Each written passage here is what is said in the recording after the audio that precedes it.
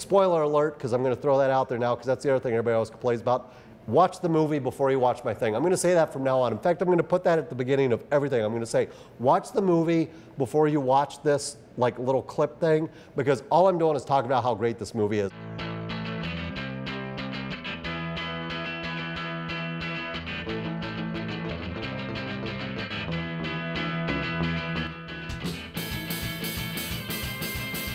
Judofan. That's who it was. So anyway, so this one comes from Judofan. Beware Children at Play. Troma movie. Though I think they just released it. I don't think they had anything to do with the making of it, because I looked and there was no producer credits for any of the usual Troma guys.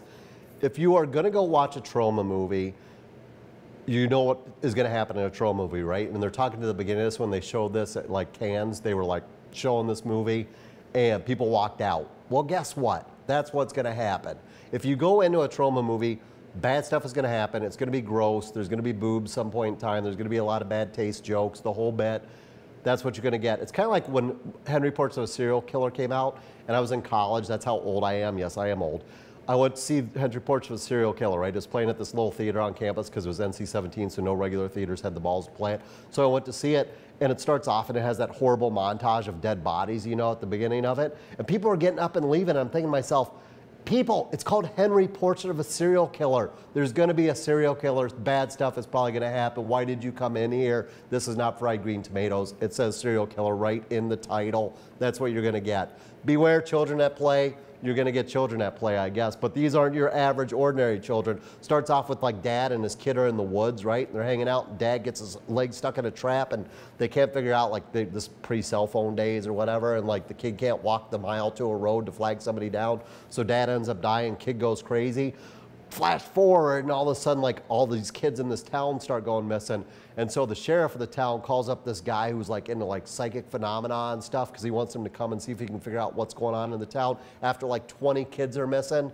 Now, first off, there'd be like a jillion National Guardsmen everywhere if 20 kids actually went missing in this thing. And maybe you should start looking for them after like, oh, one kid goes missing, maybe two, you know, one kid, maybe the kid sucked. Like maybe that was one kid everybody hated, so you just let him like, fuck it. We don't care if that kid's gone. But then you got second kid shows up, right? Or he's gone. Third kid, by the fourth kid, come on, you got to have somebody coming in here looking for this, aside from like hiring this guy who writes novels about UFOs, and his wife complains about how much cleavage there is on it, and she's an English teacher, which gets to a really like tricky twist thing like halfway through the movie, because all of a sudden it turns into, they start like referencing Beowulf and like old English poems and stuff in this Troma movie, and I'm like, what is going on? But luckily, you get your usual horrible acting, check, you get that in there, lots of blood. Not much nudity in this one. It's not like Romeo and Juliet or one of those where there's like every 30 seconds or somebody's got to take their pants off, or there's got to be a fart joke. This one kind of tries to be serious, but the script is so bad and the acting is so bad, but you're just kind of mesmerized.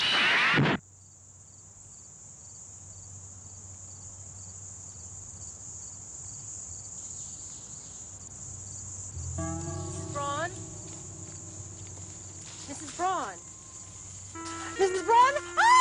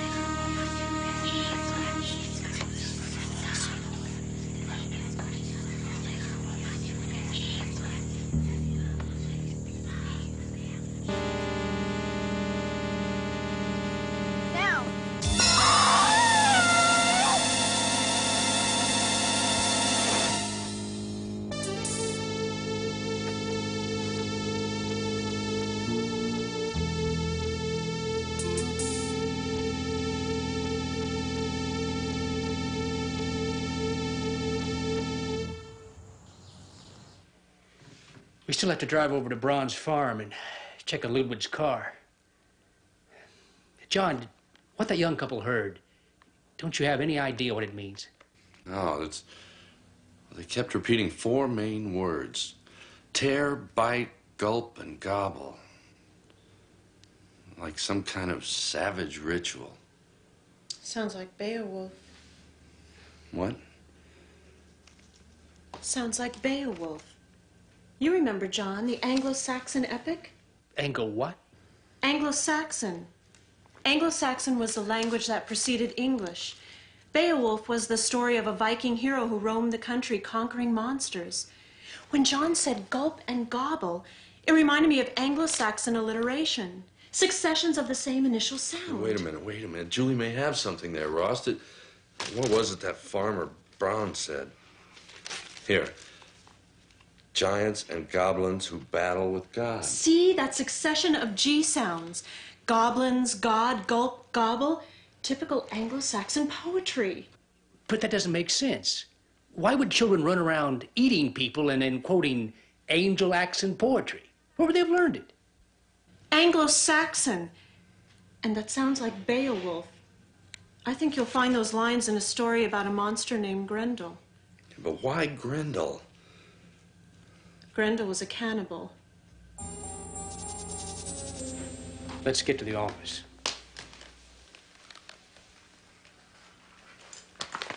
Maybe the files? I'll call Dr. Fish and have him meet us over there. Oh, Julie, lock the door after us. And don't let in anyone who speaks in alliteration.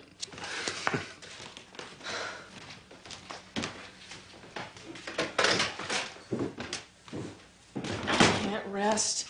I can't sleep. I just need something to calm me. Let me make you a cup of tea. No, sit down. Let me do it.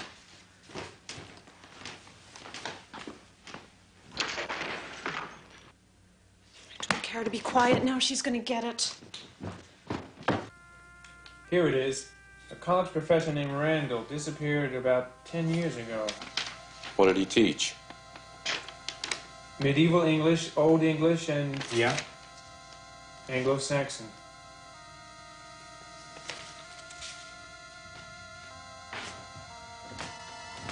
Is Kara all right?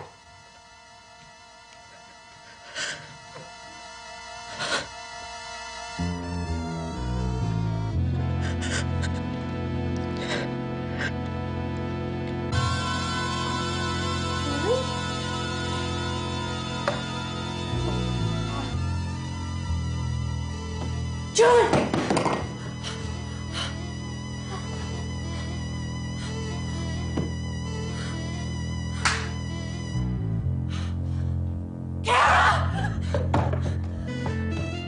Can I take two? No, you can only take one. Why you take this one? I want to take Marianne. Carol! Oh, dear Cleo, it's Mary Rose. Get her!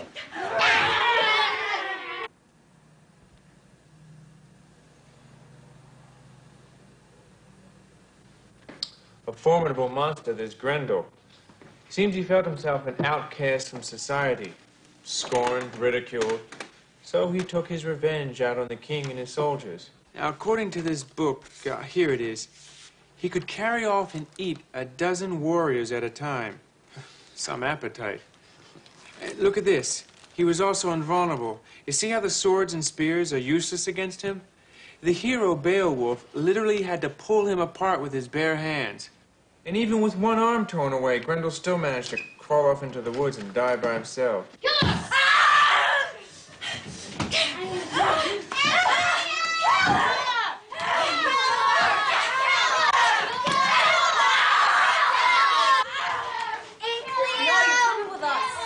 I hope you're finding something, gentlemen. The librarian's having kittens about having to come back here in the middle of the night.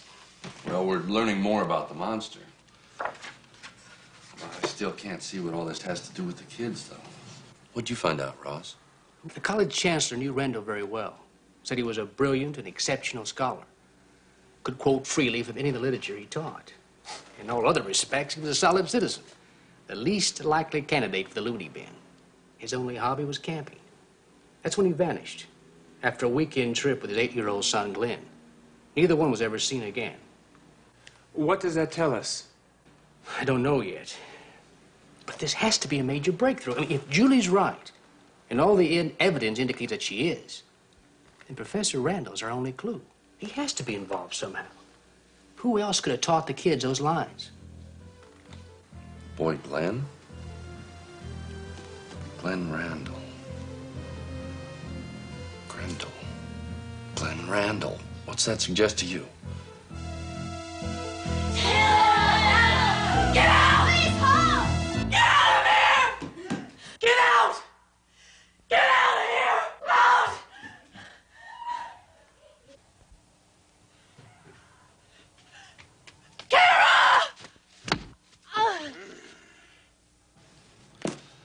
All right, how do we connect a professor who vanished 10 years ago with a bunch of kids who act like cannibals and spout poetry?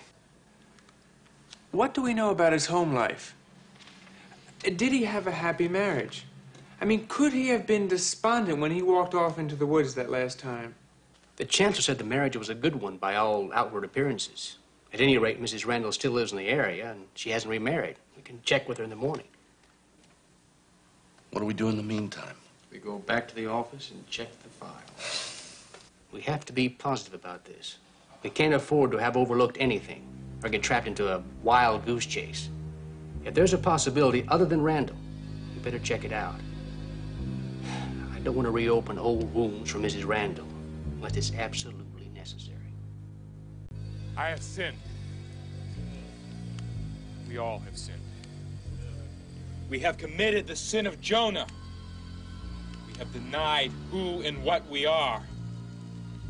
And like Jonah, we have imperiled our community. Only an act of faith can save us now. We must admit our heritage and throw ourselves upon the waters. We must don our armor. Once again, even against those demons in the shape of our children. There can be no exceptions. We must cleanse ourselves. The wages of sin is death. There's one positive lead we could check on right now. What's that? Ludwig's car. I'm not finished with Mr. Braun yet. Let's do it.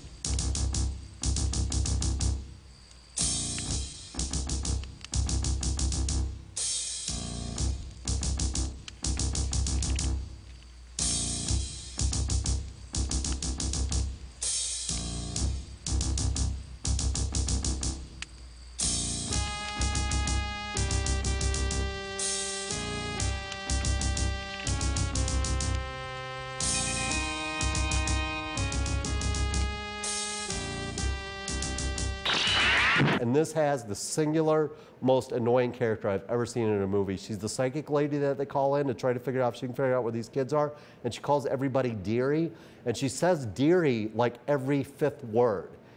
I mean, it is the most annoying thing ever. You know what I'm talking about if you've seen this, because I mean, you're just waiting for her to die, and luckily she does, and she gets killed by these crazy Lord of the Flies kids, because that's what happens. They're like stealing the kids, and they're like setting up camp somewhere like 2 miles from town. Like, you can't find this place. They even go there, and it's like a big open field. It's like, hello, if you had a helicopter flying over there, you're gonna see all these tents and stuff. And it's funny because half the kids are dressed like in like Native American Indian garb, and the other half of the kids have like New York Yankees baseball caps. Like, they can't figure out like who's, you know, are we going back to like caveman days and living off the land, or are we like watching the Yes Network and hoping that Alex Rodriguez gets back from ankle injuries or something?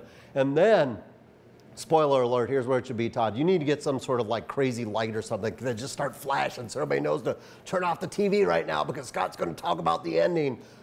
Parents show up and they just start killing off their kids. And it's actually kind of brutal. It's terrible special effects, but the fact that all these kids are dropping dead, it's like you're just watching, you're like, holy shit, did you just see that happen? Those parents, and like, it's not even like they like have any sorrow when they're doing it either. It's not like, you know, oh my God, I gotta kill Johnny, like old Yeller style. No, mom just like, the kid comes up and starts hugging her and she starts stabbing him in the back, and dad's just like shooting his daughter in the face with a shotgun.